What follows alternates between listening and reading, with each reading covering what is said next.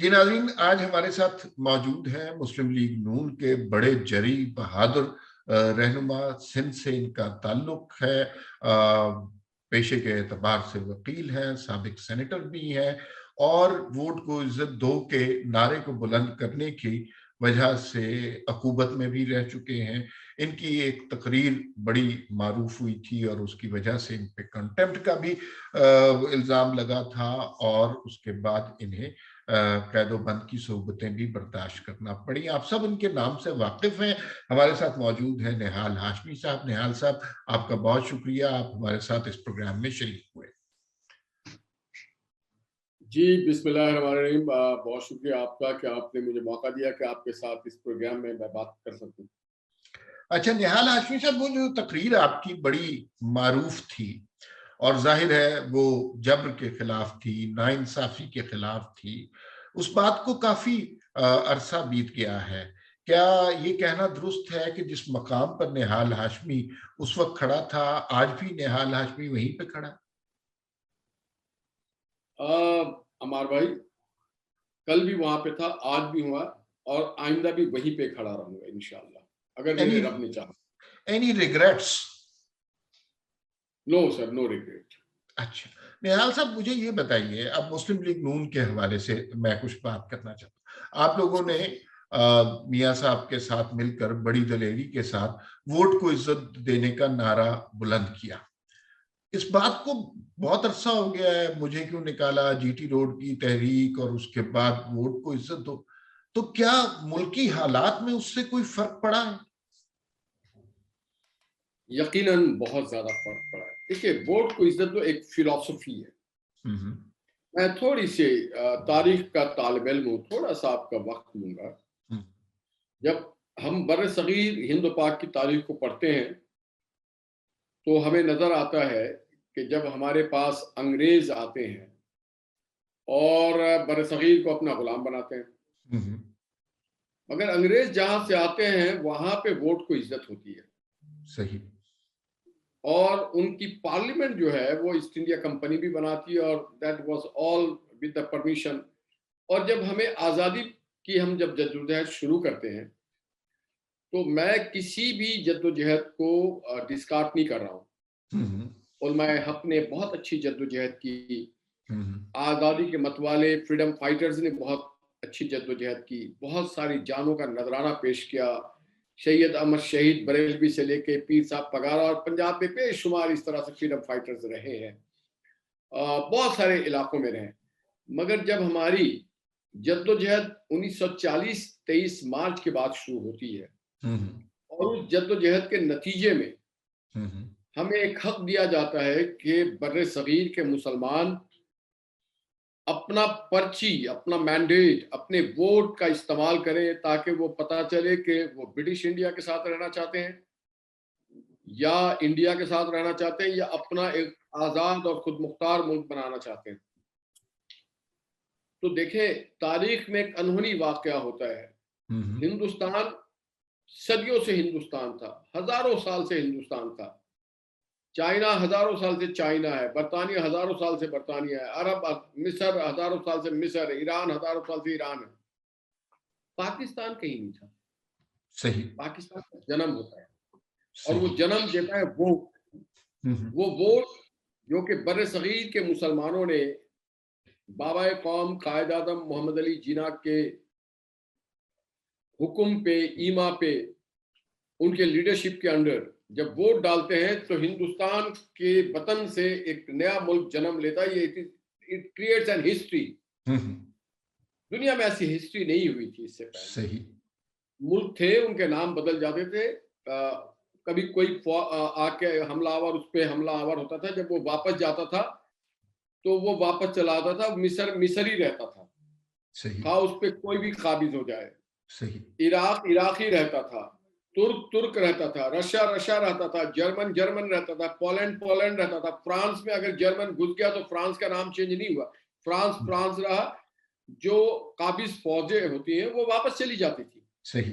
इसी तरह हिंदुस्तान के साथ भी ये हुआ कि जब अंग्रेज चले जाते हैं, ब्रिटिश रिमूवल होता है, तो हिंदुस्तान हिंदुस्तान रहता है, मगर उससे एक अजूबा होता है और वही एक मुल्क मारूज वजूद में आता है, उसका नाम है पाकिस्तान। तो ये सारा कुछ तलवार से नहीं हुआ, लश्कर कशी से नहीं हुआ, फौज कशी से नहीं हुआ, वोट की पर्ची से हुआ।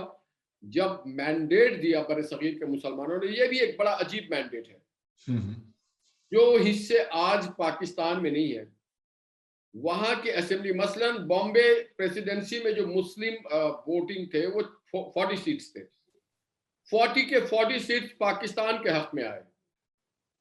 इसी तरह से यूपी में 47 में 36 पाकिस्तान के हक में आए। बिहार में जो वोट थे वो आउट ऑफ 40 34 पाकिस्तान के हक में आए।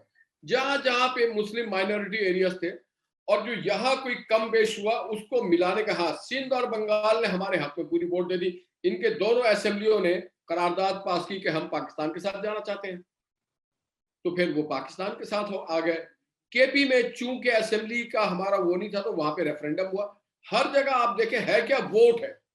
सही। तो वोट को जब आप इज्जत देते हैं तो फिर पाकिस्तान मारूज वजूद में आता है। और जब आप वोट को इज्जत नहीं देते हैं, बूट को इज्जत देते हैं, तो पाकिस्तान दो लख्त होकर के बांग्लादेश हो जाता है। सही। तो ये फिलॉसफी आज मोहम्मद नवाज शरीफ साहब ने जो रखा, ये हमारे जद्द अमजद का है।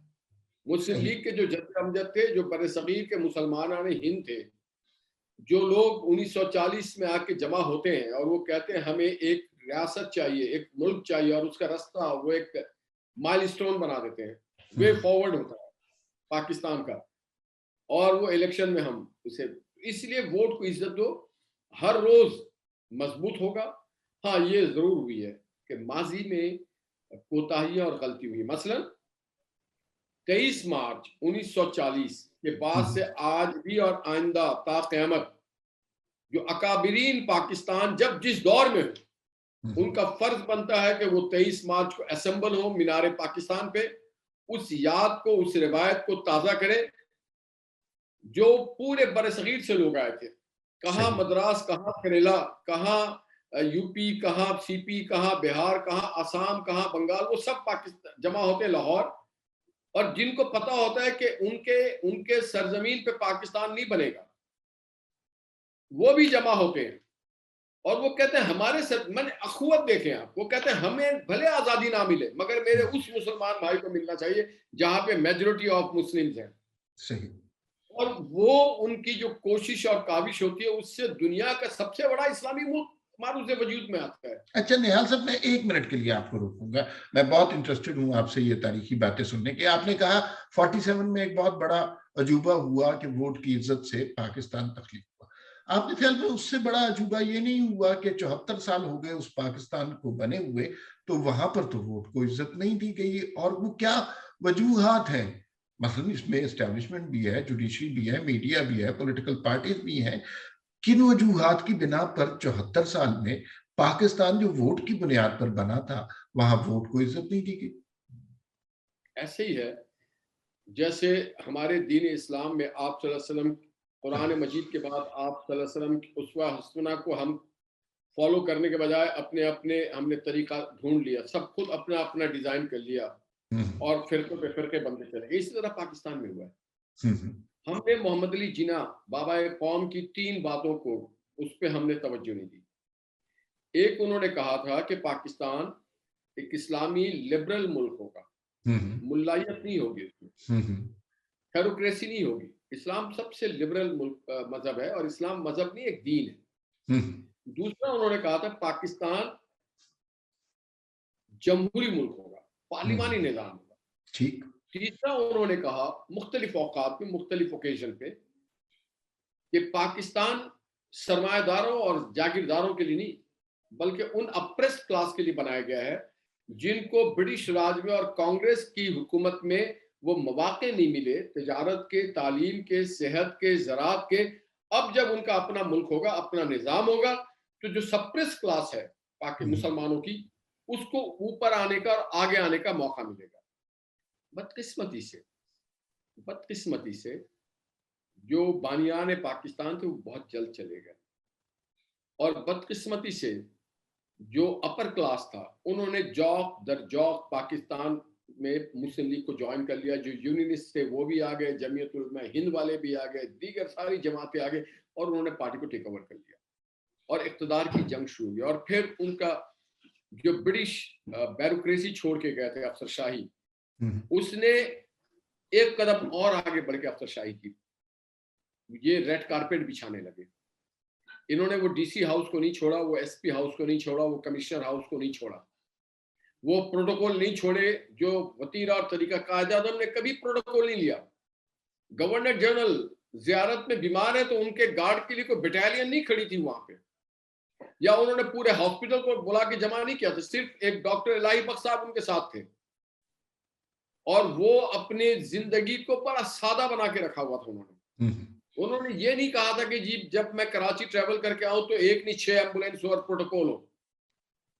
जब हमने वो चीज छोड़ दिया तो फिर कुछ दिनों बाद लॉ इन्फोर्सिंग एजेंसीज ने कहा कि हम क्यों ना आए, चूंकि वो ट्रेंड थे ब्रिटिश के और उस वक्त जो मगरिब थी वो नहीं चाहती थी कि इतना पावरफुल इस्लामी मुल्क आरूज वजूद में आए। और अयूब खान के थ्रू, करप्ट जनरल्स के थ्रू पाकिस्तान के इख्तिदार पे कब्जा किया जाता है और उन लोगों को गद्दार कहा जाता है जो पाकिस्तान बनाने के लिए अपने जातन मन धन सब लगा देते हैं। उन अकाबरीन को वो किसी भी पार्टी में हो, किसी भी जबान से हो, किसी भी सूबे में हो, कहीं पे अब्दो लगा दिया जाता है, कहीं पे कुछ और लगा दिया जाता है और पॉलिटिकल पार्टीज को जिसे कहते हैं ना सप्रेस कर दिया जाता है, तौहीन की जाती है, तज़हीक की जाती है। सबसे बढ़ करके देखिए ज़िया-उल-हक साहब ने तो सबसे ज्यादा खतरनाक काम किया।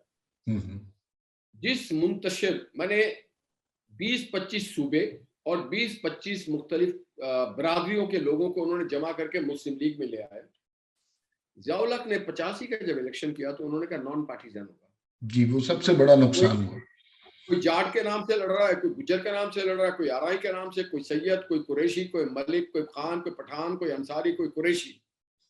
तो फिर वो डिवीजन हो जाता है ना। जब डिवीजन होता है तो आमरीत को फायदा होता है, डिवाइड एंड रूल। सही। आपने सियासी जमातों को दफन कर दिया। अगर सियासी जमात दफन हो गई होती, मुस्लिम लीग ना होता और मुसलमान मुख्तलिफ जात के नाम से लड़ते तो पाकिस्तान ना बनता। सही। जमात बहुत अहम चीज है। तो मैं ये समझता हूँ इसमें हमारे जो बाद के दौर के अकाबरीन आए उनको फिर मुसलसल काम करने का मौका नहीं मिला। कभी हमारी इंसाफ के जो ऐवान में बैठे हैं वो टेक ओवर कर लेते हैं, कभी हमारे बॉर्डर वाले मुहाफिज आकर के कहते हैं कि हम अब पार्लियामेंट के भी कस्टोडियन बनना चाहते हैं, कभी हमारे ब्यूरोक्रेट्स कहते हैं कि वी आर मोर एम्पावर्ड और जिनको इंग्लिश बोलना आता है वही सिर्फ हाकिम होंगे। ये एक माइंडसेट बना दिया गया कि आप नेटिव लैंग्वेज में आप पंजाबी अगर बोलते हैं तो you are not qualified for ruling this country. If you are Sindhi speaking you are not qualified for that. You are Pashto speaking और उर्दू स्पीकिंग और Balochi speaking you are not qualified. अच्छा जी सर, हाँ बिल्कुल सही है। वो एक गुलामाना सी हमारी कैफियत है। अब आपने अर्ज किया कि ये सियासी जमातों को तज़हीक और तौहीन का निशाना बनाया गया, एस्टैब्लिशमेंट किसी न किसी शक्ल में हम पर हावी रही। एक सवाल यहाँ पैदा होता है और ये जरा फिक्री सवाल है, आपसे पूछना चाहिए, क्या सियासी जमातों ने एस्टैब्लिशमेंट को उस तरह चैलेंज किया कि एस्टैब्लिशमेंट बैकफुट पे जाए, या एस्टैब्लिशमेंट के हर हुक्म की तायीद की जिसकी वजह से वो इतने मजबूत हो गए? पाकिस्तान की तारीख में सबसे पहले हुसैन शहीद सहरावर्दी ने चैलेंज किया। सही। हुसैन शहीद सहरावर्दी ने चैलेंज किया, उन्होंने एक अपोजिशन पार्टी बनाई, उन्होंने कहा कि अवाम का मैंडेट है। हुसैन शहीद सहरावर्दी के बाद मुजीब साहब ने चैलेंज किया। बिल्कुल किया। मुजीब के बाद भुट्टो साहब ने पार्टली चैलेंज किया, नॉट फुल्ली। सही, बिल्कुल। साहब वाले पार्टली चैलेंज किया, नॉट फुल्ली, बिकॉज एस्टेब्लिशमेंट के कहने पे उन्होंने अपने वजीर खजाना और वजीर खारजा तैनात कर दिया। सही। मोहम्मद नवाज शरीफ साहब ने अपने हर टेन्योर में पार्टली चैलेंज किया और लास्ट टेन्योर में उन्होंने फुल्ली चैलेंज कर दिया। ठीक। और उन्होंने कहा नहीं जी, this is not your mandate. The mandate, you are only to obey the orders of the political leadership or the political government। फिर उनको वो कीमत अदा करनी पड़ी और वो कर रहे हैं।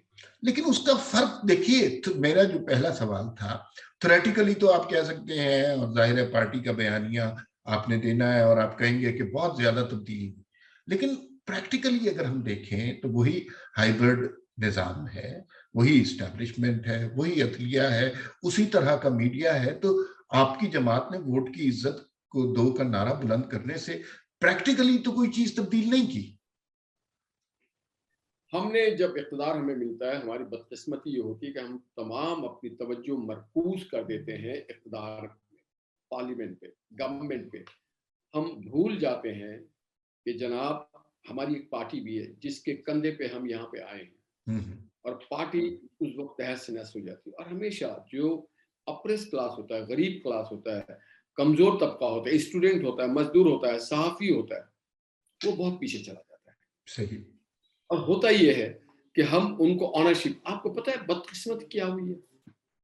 बदकिस्मती वो हुई है कि इस्टेब्लिशमेंट के कारिंदों ने अब वो जो ऑनरशिप था ना आम पाकिस्तानियों के पास कि ये मेरा वतन है, ये मेरा मुल्क है। कोई आदमी रेलवे की पटरी पे पत्थर भी उठाता था तो लोग कहते ओए नीचे रखो, ये मेरा मुल्क है, ये रेलवे मेरी है। कोई केएमसी या एलडीए म्युनिसिपल की कोई बेंच के पट्टे उखाड़ता तो कहते हो इसको हाथ ना लगाना, ये हमारा है। सही। जब लोगों को, आम गरीब लोगों को पार्कों से हटा दिया गया, स्ट्रीट लाइट में बैठे हुए लड़के स्टूडेंट पढ़ रहे हैं, उनको कहा गया तुम यहाँ पे तकरीबकारी कर रहे हो।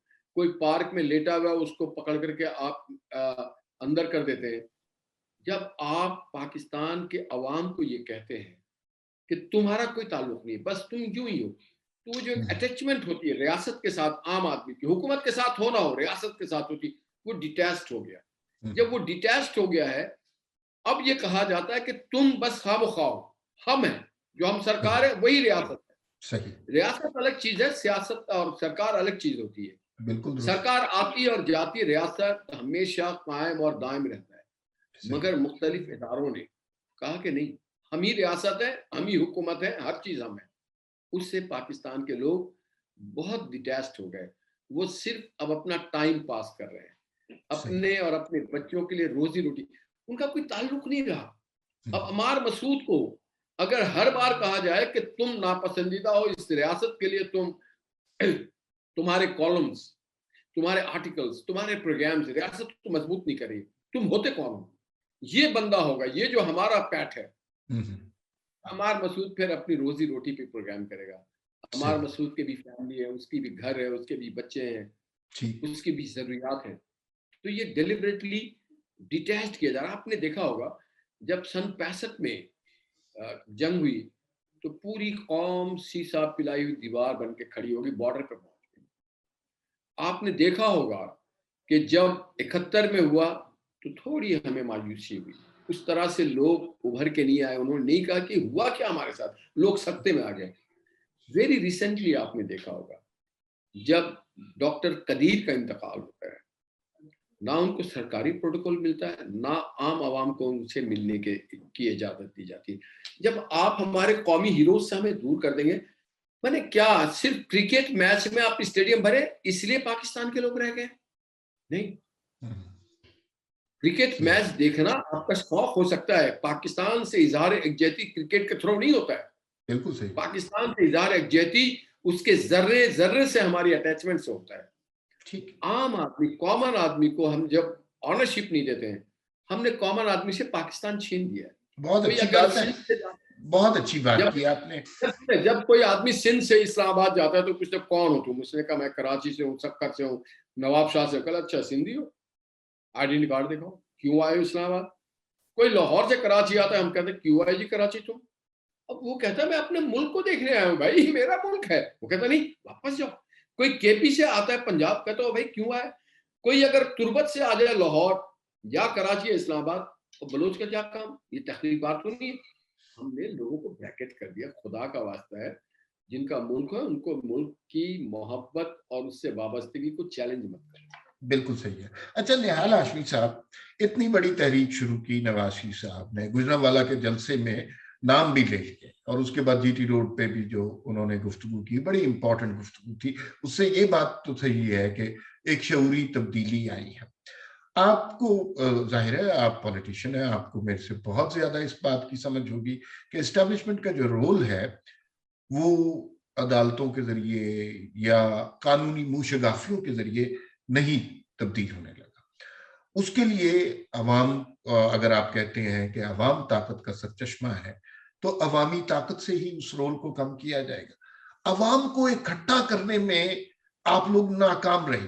कोई एक बहुत बड़ी तहरीक अवामी सतह पर, जहां पर 10 लाख लोग आए हों, करोड़ों आपके वोटर्स हैं, तो वो क्यों नहीं हो सकी?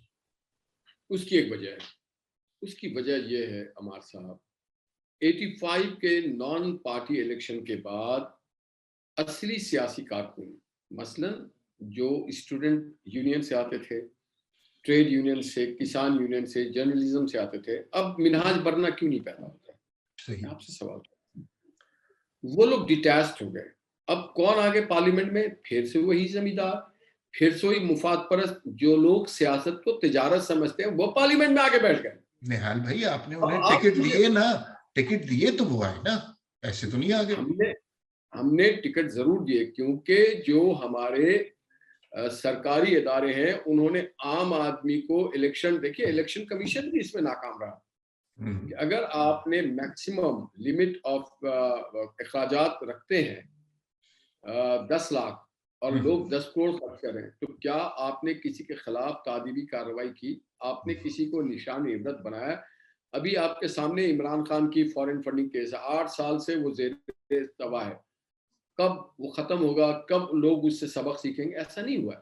हमारे यहाँ इलेक्शन पिटीशन को चैलेंज किया जाता है, मगर उसका फैसला कब आता है? फैसला आता है जब अगली इलेक्शन की बारी आती है, या अगले इलेक्शन के बाद आता है कि जी वो जो साहब जीते थे वो धांधली से। अभी आपके पास कासिम गौरी बैठे हुए हैं, जिसके पास धांधली के जाली वोट 100% निकल गए, सही। मगर क्या करूं कि सुप्रीम कोर्ट ने स्टे दे दिया, उनको डिसीट होने से रोक लिया। सही। ये वजूहत है, पब्लिक फिर मायूस होती है। कासिम सूरी या कासिम जो भी डिप्टी स्पीकर साहब हैं, कासिम वो सूरी। तो फ्रॉड साबित हो गया है, सही। इलेक्शन कमीशन ने साबित कर दिया उनको। हम्म, मगर आपका जो निजाम अब जो है, अब मुझे लगता है कि हमें अपने सियासी बरादरी में भी देखना होगा, कौन हमारे साथ सियासत बराए इबादत समझ के आया है, कौन हमारे साथ सियासत बराए तिजारत समझ के आया है। आपको कितना यकीन है निहाल भाई कि ये अब जो इलेक्शन होंगे, मुस्लिम लीग नून जाहिर है टिकटें देगी, तो कितने ऐसे लोग जो मुस्तकबिल में लोटे बन जाएंगे उनको टिकट मिलेंगे, या अब मुस्लिम लीग नून को समझ आ गई है और वो दुरुस्त लोगों को टिकट देंगे? देखिए, जिस तरह के आप चाहते हैं कि टिकट दिया जाए, उस तरह के शायद इस बार भी टिकट ना दिए जा सके। वजह? सियासत के देखिए, पार्लिमानी सियासत अलग होता है और मैदान की सियासत, पार्टी की सियासत अलग होती है। हम्म, शायद इस बार भी मुमकिन ना हो, मगर अगर कंटिन्यूसली 2-3 इलेक्शंस होते रहे, एक चीज तो आप देखें ना, बहुत अच्छी आपको सिग्निफिकेंट नजर आएगी कि पहले फ्लोर क्रॉसिंग होता था और ओवरनाइट एक लफ्ज निकला था, लोटा। सही। इस बार अल्हम्दुलिल्लाह, कम से कम अगर लीडरशिप ने स्टैंड लिया और कुर्बानियां दी, मोहम्मद नवाज शरीफ साहब ने, तो एमएनए एमपीए छोड़ कोई चेयरमैन, एक काउंसलर भी पीएमएलएन का फ्लोर क्रॉस नहीं करता है, अपनी पार्टी को छोड़ के दूसरे पार्टी में नहीं गया। ये एक बहुत बड़ी सिग्निफिकेंट माइलस्टोन है कि बिल्कुल। पिछले बार में पूरी पूरी फ्लोर क्रॉसिंग होती थी। इस बार हमारा एक एमपी एमएनए छोड़ दें, एक काउंसलर भी नहीं टूटा। तो इसके सही। माने कॉन्फिडेंस लोगों की बिल्ड हुई है अपनी लीडरशिप पे, अपनी पार्टी पे, अपने जद्दोजहद पे। अच्छा, एक सवाल का जवाब। आपका ताल्लुक सिंध से है। सिंध में लोग कहते हैं कि मुस्लिम लीग नून की पेनिट्रेशन, गुडविल बेइंतहा है। क्या आपको ये नहीं लगता कि मुस्लिम लीग नून पंजाब की सियासत करती है और जितनी सिंध को तवज्जो देनी चाहिए बहुत कम होता है? कि नवाज शरीफ साहब ने कभी दौरा किया हो सिंध का, या मरियम नवाज ने किया हो, या दीगर मुस्लिम लीग के अहम रहनुमाओं ने प्रॉपर कैंपेनिंग की हो वहां पे? थोड़ा सा इग्नोर्ड एरिया नहीं है सिंध मुस्लिम लीग नून के हवाले से? मैं थोड़ी सी आपसे इत्तेफाक नहीं करूंगा बात चीजों से। सर। मैंने जब पार्टी ज्वाइन किया था, जब पीएमएलएन बनी थी, मुझे याद है कि 1993 टू ऑनवर्ड मोहम्मद नवाज शरीफ साहब एवरी ऑल्टरनेट आते थे देर कराची। वो यहाँ क़याम करते थे 2 दिन।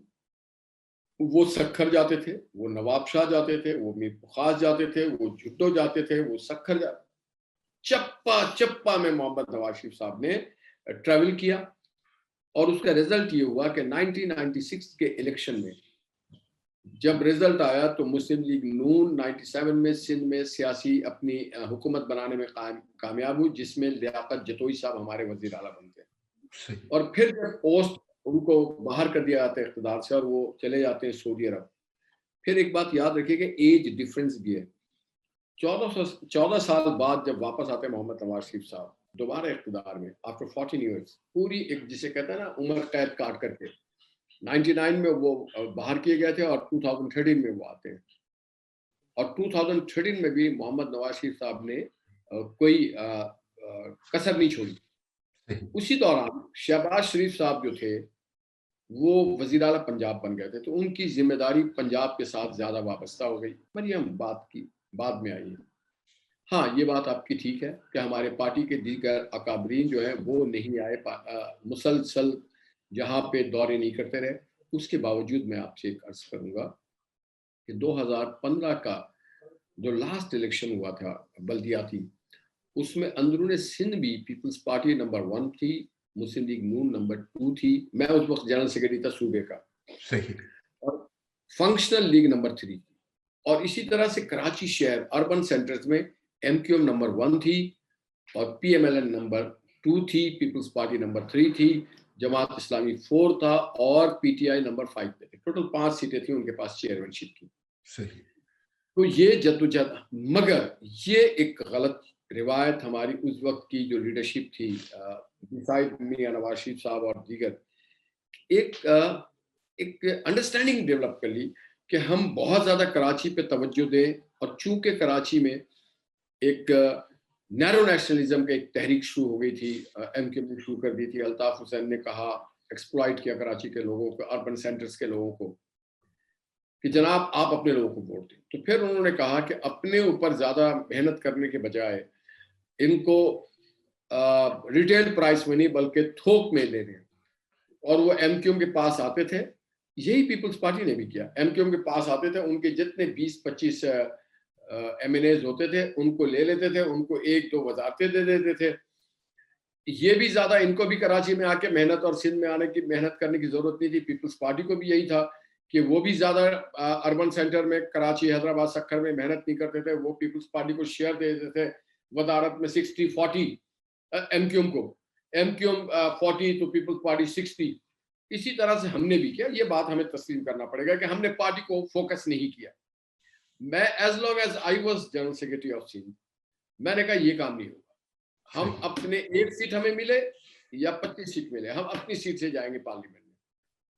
और उस वक्त जब मैं जनरल सेक्रेटरी था 2013 के इलेक्शन में, जब मैं कराची का सदर था, तो हमने 5 सीटें सूबे की जीती थी और 1 या 2 हमने कौमी असेंबली की भी जीती थी। जबरदस्त। अच्छा जी सर, एक बात मैं बहुत आपकी जमात की जानिब से सुनता हूं कि इस वक्त आपका सबसे बड़ा मुतालबा है कि अगले इलेक्शन करा दिए जाए। ये अक्सर बातें सुनते हैं, कोई इंटरम सेटअप कबूल नहीं है, हमें हमें बस इलेक्शन दरकार है। मुझे यूं लगता है कि ये थोड़ा सा मिसलीडिंग मुतालबा है। Kindly correct me if I am wrong. Election आप मांग रहे हैं, इलेक्शन तो 2018 में भी हुए थे। आप सबके सामने पब्लिकली सरेआम एक इलेक्शन को लूटा गया था। उसमें मीडिया भी शामिल था, अदालतें भी शामिल थी, एस्टेब्लिशमेंट फौज भी शामिल थी। तो अगर इस वक्त आप इलेक्शन मांग रहे हैं तो आपको क्या गारंटी है कि 2018 वाला रिजल्ट नहीं आएगा? और अगर 2018 वाला ही रिजल्ट आया, उसी तरह जबर और इस्तबदाद की कुव्वतें काम करती रही, तो आप लोग क्या कर लेंगे जो आपने अब नहीं किया? देखिए, मुझे खतरा है पाकिस्तान के वजूद, इंटीग्रिटी, मजबूती पे, क्योंकि हमेशा किसी रियासत को बचाती है सियासी जो हम आएंगी। सियासत जो है ये एक फैब्रिक है, it is the cementing force. सही। मसलन I am not a Pashtun, but मैं फील करता हूँ कि पेशावर में जो लोग मेरे पार्टी के बैठे हुए मेरे सगे भाई जैसे हैं, जो बलूच, सही। तो ये बाइंडिंग फोर्स होती है। ये अनसीन अनडिक्लेयर्ड एक रिलेशन होता है जो कहते हैं नहीं, मेरा वो भाई के हक में मैं बात करूंगा और मेरे वो भाई खुशी और गमी में हम एक दूसरे के साथ खड़े होते हैं। वहीं से फेडरेशन मजबूत होती है। और आइन जो है उसको वो सरिये का काम करता है कि नहीं जी इनका ये फंडामेंटल राइट है। सरिया स्टील का काम आइन करता है और सियासी जमातें सीमेंट का काम करती है, उसको जोड़ देती है उस ब्लॉक को, उस छत को। उसके पिलर की कोई अहमियत नहीं है। तो ये पिलर जो है ये हमारे इस्टेब्लिशमेंट के पिलर हैं, उनके सही। वजह से छत नहीं जुड़ा हुआ है। छत उस आइन के वजह से जुड़ा हुआ है जो तमाम पाकिस्तान को फंडामेंटल राइट देती है, इक्वल राइट आर्टिकल 25 देती है। और उसमें जो सीमेंटिंग है वो हमारी पॉलिटिकल पार्टीज की है। तो अगर 2018 में मेरे ख्याल से इनको नहीं चाहिए था कि ये पार्लियामेंट के जाके बैठते, एक सिवियर और एक बहुत ही मिसाली और शानदार तहरीक चलानी चाहिए थी। हमें कंप्रोमाइज नहीं करना। हमारे में सारे लोग उतने दिलेर नहीं होते हैं, उतने हिम्मत वाले नहीं होते, दिस उतनी is my next sacrifice. Question. तो वो उस वक्त उनको चाहिए था कि वो कहते नहीं। और फिर एक बात और है कि मुसलमान एक सुराख से बार बार नहीं डसा जाता। हम तो बहुत सारे बार डसे जा चुके हैं। तो हमें हमें हमें नहीं चाहिए था कि हम उसको एक्सेप्ट करते। कोई काम नहीं है कि कोई फौज का कोई हमारा जवान या हमारे रेंजर्स के जवान या नेवी एयरफोर्स के जवान, उनका जो काम उनको करने दें, वो अपनी जिम्मेदारी से कर रहे हैं। आप डोंट इनवाइट देम। ये कोई नेशनल डिजास्टर नहीं है, कोई सैलाब नहीं है, जलजला नहीं है कि जी फौज या रैपिड एक्शन फोर्स या एनडीए में आएगी। पूरी दुनिया में आती है फौज, अमेरिका में फौज ही आती है जब उनकी नेशनल डिजास्टर होती है। पूरी दुनिया में पुलिस करवाती है और लोकल कम्युनिटी करवाती है इलेक्शंस। और क्या करवाती है? पोलिंग स्टेशन के बाहर खड़ी होती है ताकि कोई गड़बड़ ना हो। हिंदुस्तान में भी यही होता है, अमेरिका में भी यही होता है, इंग्लैंड में भी यही होता है। कोई अपने आर्म फोर्सेस को इस्तेमाल, ये हम सब ने इसको गलत किया। हमने उनको बेचारों को इसमें नहीं लाना चाहिए, उनकी ये अच्छा, अब जिम्मेदारी नहीं वो निहाल है। भाई आ गए हैं ना, अब उनको निकालने का मसला है। तो मुझे ये बताइए कि अगर फिर वही होता है मुख्तसरन, तो फिर आपके पास क्या स्ट्रेटजी है? देखिए अगर इलेक्शन, देखिए वो under the disposal and direction and directives of the उसके होते हैं इलेक्शन कमीशन के। सही। इलेक्शन कमीशन को ये बावर कराना चाहिए कि आप रिस्पेक्टिव जो एक्टिंग चीफ मिनिस्टर्स हो उनको ये बावर करवाएं। और जो उस वक्त रिस्पेक्टिव आईजीज हो कि तुम्हारी इज्जत का सवाल है भाई, तुम पब्लिक को बेहतर जानते हो, you better go and discharge your duties. Don't call the arm forces, don't call the ranger, don't call the paramilitary. ये लोग अपना फैसला खुद करें। और जो अपना फैसला नहीं, अगर इम्तहान देने के लिए नकल करना पड़े तो वो लड़का पास होगा, मेरिट पे तो नहीं होगा, नालायक बच्चा निकलेगा ना। सही। आप उस बच्चे को इम्तहान देने दें, कोई पास करे फेल करे अपने मेरिट पे करे। कोई पार्टी जीते या हारे अपने मेरिट पे हारे या अपने मेरिट पे जीते। इसमें किसी भी इदारे को मुलव्विस होने की कतन जरूरत नहीं है। अगर हुआ तो क्या होगा? सब मेरा तो सवाल ये है। देखिए अब डिजिटल वर्ल्ड है, दुनिया यूनिपोलर वर्ल्ड है। आपको पता है हो सकता है पाकिस्तान पे सैंक्शन लग जाए, सही। पाकिस्तान की उस इलेक्शन को बर्दाश्त ना किया जाए। और आज के सैंक्शन का तरीका क्या है? आपके जो मुल्क से जो भी थोड़ी बहुत एक्सपोर्ट होती है उसे वो नथी कर दें और वो कहे नहीं जी, जैसे एफएटीएफ। देखिए ना एफएटीएफ हम पे क्यों? एफएटीएफ तो सबसे पहले लगना चाहिए था अमेरिका पे कि अमेरिका ने फाइनेंशियल एड किया था किसको? वियतनाम में लोगों, इराक में लोगों, अफगानिस्तान में लोगों, हामिद करजई को बैग भर के उन्होंने दिया था ना, हमने तो नहीं दिया था। या इराक में हमने तो नहीं दिया था। जो इराक में कुर्दों को एम्पावर्ड किया गया हमने तो नहीं किया था। तो जनाब हमें सिर्फ हमारे हाथ मरोड़ने के लिए, हमारे इदारों को पाबंद करने के लिए, हमें कमजोर करने के लिए ये एफएटीएफ बनाया गया। इसी तरह से हमें ये मैसेज देना चाहिए कि जनाब अगर आपने फ्रॉड वाला इलेक्शन कराया तो ये लोग एक और नया सैंक्शन हम पे लगा देंगे। बहुत सारी चीजों पे हमारी, चूंकि ये दुनिया आज इकोनॉमी बेस्ड है, और इकोनॉमी बेस्ड दुनिया में, यूनिपोलर वर्ल्ड में, कोई मुल्क सस्टेन नहीं कर सकता विदाउट इंपोर्ट और एक्सपोर्ट। आप देख ले कोरिया क्या, यानी पाकिस्तान में इंसाफ के लिए हमें बैनुल अक़वामी इदारों से अपील करनी पड़ेगी। नहीं, अगर हम खुद एक दूसरे को बर्दाश्त करना सीख जाए, हम एक दूसरे को देखें ना, हमारा आज पीपल्स पार्टी हमारी दुश्मन नहीं है, हमारे सियासी मुखालिफ है। पीटीआई हमारी दुश्मन नहीं, हमारी सियासी मुखालिफ है, या जो भी जमातें हो। सही। आप उन जहालतों को अपना दुश्मन समझ ले, उस माइंड सेट को समझ ले जो इस्टेब्लिशमेंट में बैठा हुआ है। इस्टेब्लिशमेंट में बैठा हर शख्स आपके मुखालिफ नहीं है। जो लोग मुखालिफ हैं वो अपने हलफ को अंडू करते हैं, उनको निशानदेही करें कि भाई आप इस मुअज़्ज़िज़ ओहदे पे, इस जिम्मेदारी पे इसलिए बैठाया गया है कि आप इंसाफ करें, और आपका ये काम है, आपका काम है कि जो अप्रेस लोग हैं, जो सप्रेस लोग हैं, उनके इंसाफ दें। आपका काम हो कि मुल्क की डेवलपमेंट की निगरानी करें। आपका काम हो कि आप ठेले से लेके स्टोर तक जाकर के प्राइस चेक करें। आपका काम हो कि कोई इन्फ्लेटेटर्स मुल्क के बाहर से आपके मुल्क के अंदर ना घुस सके। आप हमारी सरहदों की हिफाजत करें। नजरियाती सरहदों की हिफाजत करने के लिए हम बैठे हैं।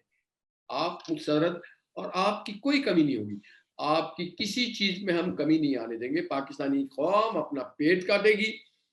आप इंसाफ के शोबे में हो, सिविल मैनेजमेंट में हो, इस्टेब्लिशमेंट अस्करी मैनेजमेंट में हो, हम आपको फराहम करेंगे। अच्छा, एक सवाल मुख्तसर सा जवाब मुझे चाहिए कि हमने देखा कि अब ये बातें वाज़ेह हो गई हैं, 2018 का इलेक्शन किन किन कुव्वतों से लूटा गया, इमरान खान की हुकूमत किस तरह बनी गई, धरने किस तरह किए, और आपने कहा कि ऐसे लोगों की हम निशानदेही भी करेंगे। मेरा मुख्तसर सा सवाल ये है, क्या जो कल्प्रिट्स हैं जिन्होंने ये सारा सिस्टम बनाया है, क्या सिर्फ उनकी निशानदेही की जाएगी या फिर उनको सजा भी दी जाएगी? आप ऑन प्रिंसिपल पूछें तो सजा भी दी जाएगी। अगर नबी पाक सल्लल्लाहु अलैहि वसल्लम कहते हैं कि मेरी बेटी फातिमा भी अगर कोई जुर्म करती तो मैं उसे भी सजा देता। अगर हजरत उमर फारूक रज़ियल्लाहु ताला अन्हु ने अपने बेटे के ऊपर कोड़े लगाते हैं, उनकी हलाकत हो जाती है, और वो कहते हैं उसके बाद जो बच गए दुर्रे वो उसके कब्र पे जाके मार दो, तो फिर इनसे बढ़ के कोई हमारे लिए। हालिया दिनों में आपको याद होगा खamenei साहब के पोती का मंगेतर या शौहर था, सादिक उनका जो फॉरेन मिनिस्टर था, उसे माफ नहीं किया गया। ईरान ने उसे माफ नहीं किया। इनकलाब ईरान के बाद सादिक खलखाली, उन्होंने कहा नो, इसे सजा दी जाएगी। इसी तरह अबुल हसन बनी सदर, उसके ऊपर उन्होंने कहा नहीं, देयर इज नो कंप्रोमाइज। हमारे सामने हालिया दिनों में भी ऐसे एग्जाम्पल्स हैं कि no matter how empowered you are, आप पाकिस्तान के वजीर आजम हो, आप सदर हो, और बदकिस्मती से सदर और वजीर आजम ने कीमत अदा की है। शौरवर्दी से लियाकत अली खान से लेके भुट्टो से लेके नवाज शरीफ तक लोगों ने कीमत अदा की है। मगर कीमत अगर अदा नहीं की है तो हमारी जुडिशरी में नहीं की है। कीमत अगर अदा नहीं की है तो अस्करी ने नहीं की है। अस्करी पूरी नहीं, करप्ट जिन्होंने अस्करियों को बदनाम किया। अगर कीमत अदा नहीं की है तो किसी डीसी ने, कमिश्नर ने, सेक्रेटरी ने नहीं की है, किसी सीएसएस अफसर ने नहीं की है। हाँ, हमारे सहाफियों ने भी बहुत कीमत अदा की। अगर उन्होंने गलत किया तो उन्होंने कीमत भी अदा की है। हमारे बिजनेसमैनों ने 70 के बाद कीमत अदा नहीं की। 70 तक उन्होंने बिजनेसमैनों ने कीमत अदा की थी। जब नेशनलाइजेशन हो गया वो एक बड़ी भारी कीमत थी, मगर उसके बाद इन्होंने कीमत अदा नहीं की। सही। कीमत पाकिस्तान की आवाम अदा कर रही है। तो मैं ये समझता हूँ कि कोई मुबर्रा नहीं है। सही। हर किसी को ऑन टास्क लेना चाहिए। इसका मतलब है कि यहिया खान का भी ट्रायल होना चाहिए। ठीक है, जनरल बाजवा का भी होना चाहिए। नहीं, अभी he is serving and he has not yet वॉलेटेड the constitution. Abrogate नहीं किया गया। देखिए, आर्टिकल 6 तब लगता है जब आप एब्रोगेट करते हैं। सही। मैं एक वकील हूं, unless you have not committed an offence. मसलन जज हजरत उमर फारूक रज़ियल्लाहु अन्हु ने अपने साहिबीन को कहा कि ये आदमी मुझे घूर रहा है और बड़े गलत नजर से देख रहा, फिरोज लूलो।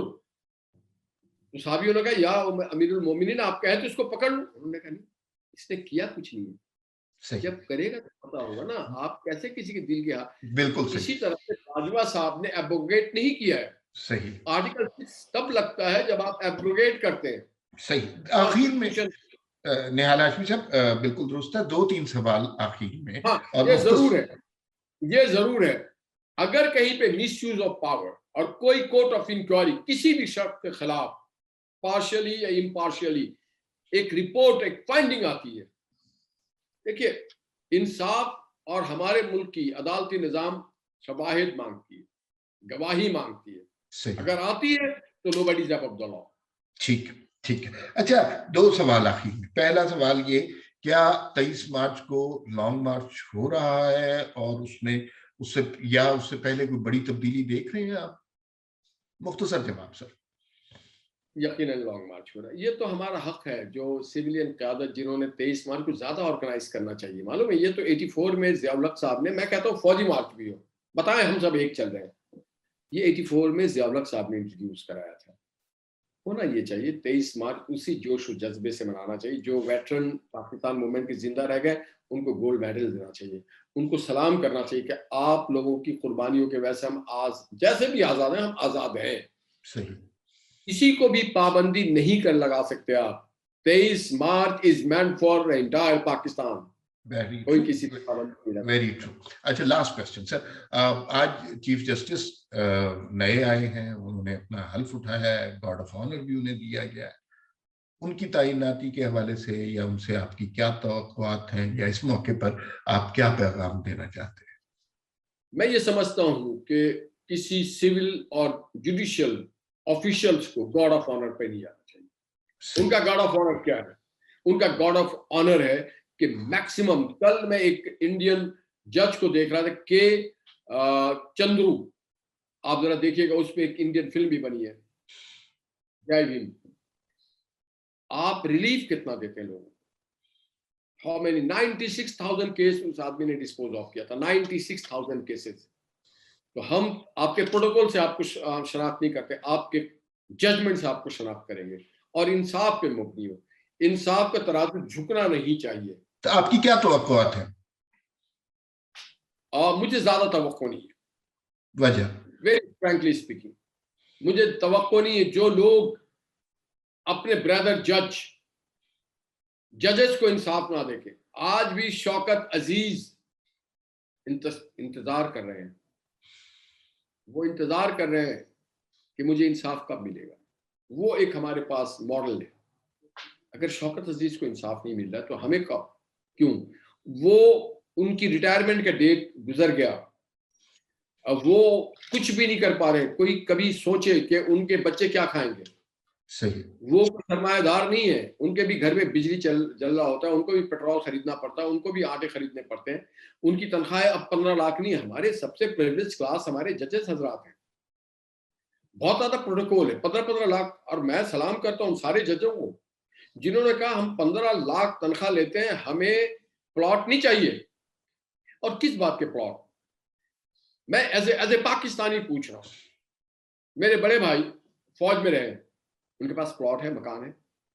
क्या मैं पाकिस्तानी नहीं? क्या मैंने पाकिस्तानी खिदमत नहीं की? मेरे पास 1 इंच नहीं है। सही। और मैंने कभी लिया ना लेना है। पाकिस्तान इसलिए नहीं है कि हमने पाकिस्तान से लेना है, पाकिस्तान को देने के लिए आपके पास क्या है? सही। 1-1 इंच, 1-1 जर्रा जो आप लेते हैं, आप अपना मुआवजा ले लेते हैं, प्लीज ना लें। आप अल्लाह से दुआ करें कि आपका मुल्क और इसकी इकोनॉमी इतनी मजबूत हो कि आप और आपके बच्चे खरीद सकें।